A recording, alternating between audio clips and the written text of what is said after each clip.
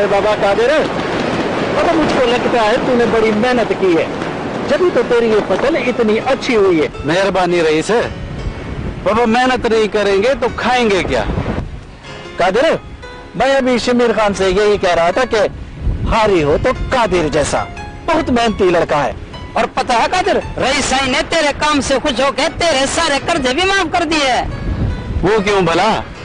बाबा मेरे से ज्यादा अच्छी फसल तो रमजान और दीनू की हुई है, तो भला फिर रईस ने उनके कर्जे क्यों माफ नहीं किए? देखो बाबा कादिर, चीज वो जो मन को उभाए, और बाबा मैं तो तुमको वैसे भी बहुत प्यार करता हूँ। मैं भिखारी नहीं हूँ, मेहनत करके खाता हूँ, मेहनत करके। और तुम लोग की मेहरबानियों के पीछे छुपे हुए अजाइम को मैं अच्छी तरह जानता हूँ। यार कादिर भाई, पता नहीं तुम रईस साईं पे क्यों शक कर रहे हो। अपनी खुशामदी जबान से मेरे को भाई बोलने की जरूरत नहीं है। अपनी मेहरबानियों को अपने पास ही रखो। और सुनो, मेरे कर्जे माफ करने की भी जरूरत नहीं है तुम लोगों को। ठीक है बाबा। शमीर खान, बाबा मुंशी को बोलो कि कादिर खान के कर्जे डबल कर दे। बाबा जिसका नसीब ही साथ ना दे उसको भला हम क्या कर सकते हैं। चलो।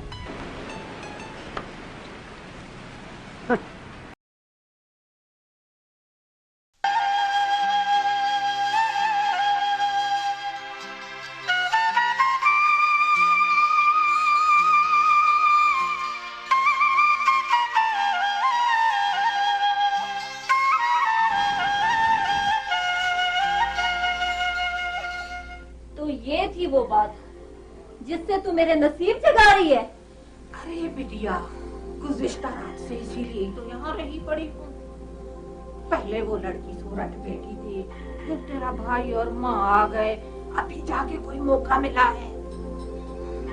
मौसी मुरादा, मैं हमेशा तुझे गरीब लावारिस समझकर तेरी इज्जत करती रही हूँ। अरे बिटिया, इसीलिए ही तो मुझे भी तेरा ख्याल है।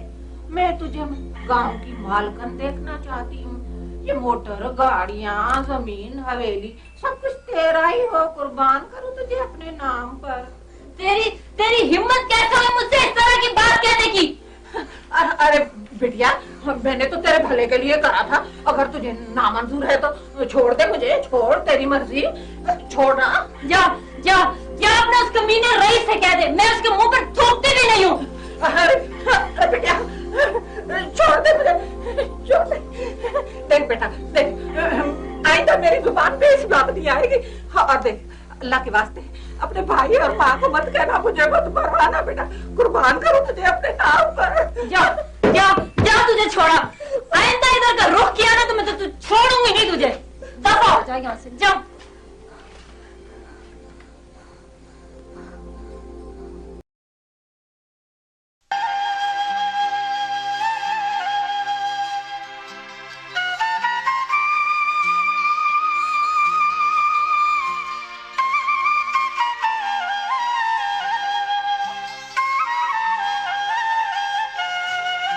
तो मादा बाकी जानदारों के मुकाबले में जरा ज्यादा है।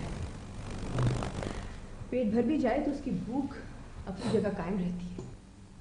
आप बिल्कुल सच कह रही हैं मैडम। इंसान अगरचे 2 रोटी से पेट भर सकता है, चंद के कपड़े से कम घाम सकता है, दो फुट की जगह पर सो सकता है, तो लेकिन फिर भी देखें, एक से एक खाना, एक से एक कपड़ा, और झरने से महल तक खाए जाओ, पहने जाओ, बनाए जाओ। यही तो लालच है। इसीलिए जब सीधा रास्ता ना मिले तो फिर जराइम का टेढ़ा रास्ता। और मैडम ये केस भी कुछ ऐसा है जिसकी बुनियाद लालच है। 2 भाई आपस में लड़ रहे हैं, मार रहे हैं, मर रहे हैं। अज़ल से यही होता है। इसीलिए तो मुख्तलिफ वक्तों में मुख्तलिफ तब्दीलियों के साथ मुख्तलिफ कानून बनाए जाते हैं। मकसद सबका एक ही होता है कि मुजरिमों को और जराइम को रोका जा सके। जी मैडम, यू आर राइट। बस इंसान अगर थोड़ी सी अकल इस्तेमाल करके लालच के आगे बंद बांध दे और उससे पे काबू पाना सीख ले तो हर मसला हल हो सकता है। लेकिन मैडम ये होता नहीं है। कोई कमज़ोर ताकत की जगह अकल इस्तेमाल करता है तो इंतकाम के लिए, जुर्म के लिए।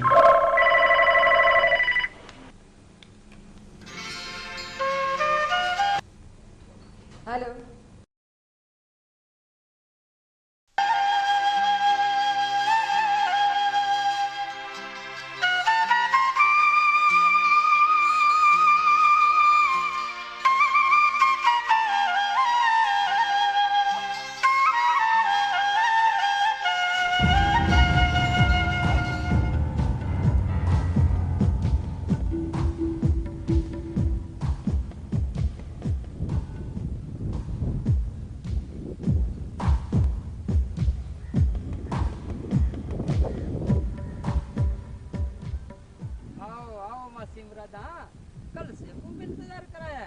कहो कामयाब लौटी हो ना।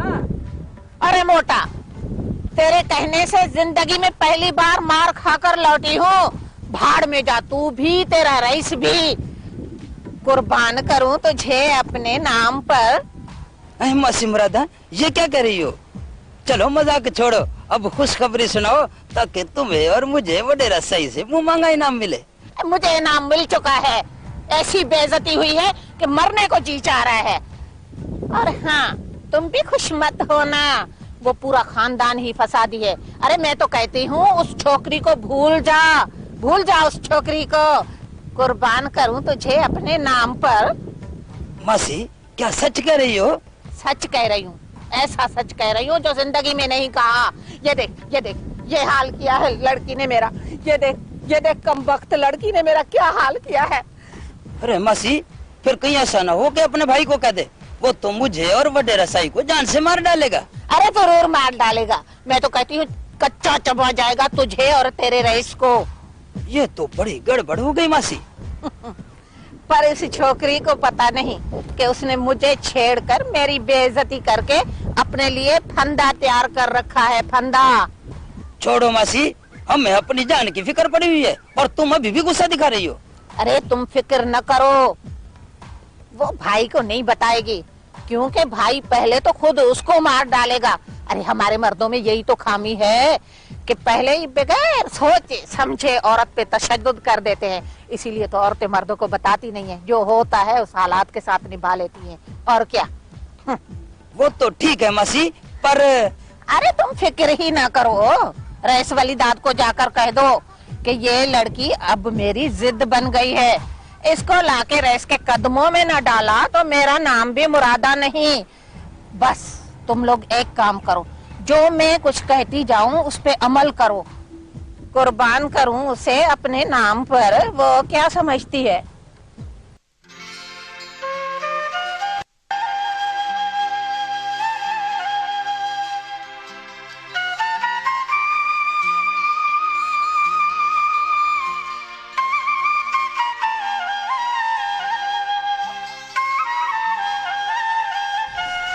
ये अच्छा किया, इस चंडाल बुढ़िया से हमेशा के लिए जान छूट गई। पर उससे जान छुड़ाना इतना आसान नहीं है, और वैसे भी इतनी छोटी मोटी बेइज्जती का तो उस पर असर ही नहीं होता।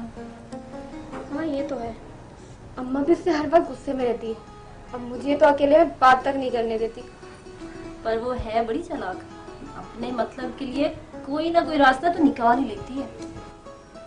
हाँ ये तो है। अच्छा और सुना, वो अद्दा फजल ने कोई पैगाम वगैरह भेजा? नहीं, अभी उससे शहर गए हुए 4 ही दिन तो हुए हैं, और वो पैगाम भेजेगा भी तो किससे। अद्दा कादिर शहर गया है। अच्छा, कब? आज ही गया है, कल वापस आएगा, और जाहिर है रात को वो अद्दा फजल के साथ ही रहेगा। हाँ वो तो है, पर मुझे पता होता तो क्या? तो मैं अद्दा कादिर से कहती कि सफर पर नजर रखे और थोड़ी बहुत जासूसी भी। वो क्यों? सुना है कि शहर में बहुत हसीन और होशियार लड़कियां होती हैं, कहीं वो उस पर डोरे ना डालती हो। पागल है तू, शहर की लड़कियां इतनी बेवकूफ नहीं होती कि वो अद्दा फजल पर डोरे डालें। क्यों, वो कोई लूला लंगड़ा है उस जैसा दुनिया में कोई और? ये जरूरी तो नहीं जो तुझे अच्छा लगे वो सारी दुनिया को अच्छा लगे। वैसे ये तो बता, तेरे दिल में ये ख्याल कैसे आया? वो गुलामों अम्मा से कह रहा था कि फजल ने शहर की किसी लड़की से दिल लगा रखा है और उसी से शादी करेगा। रोज रोज बहाने बनाकर शहर जाता है। वो तुझे सुनाने के लिए कह रहा होगा ताकि तेरे दिल की बात जान सके। पर मैं क्यों उसे अपने दिल की बात बताने लगी? इंसान गुस्से में आकर कुछ भी कह देता है, अपने अंदर का सारा सच उगल देता है। हाँ ये तो है।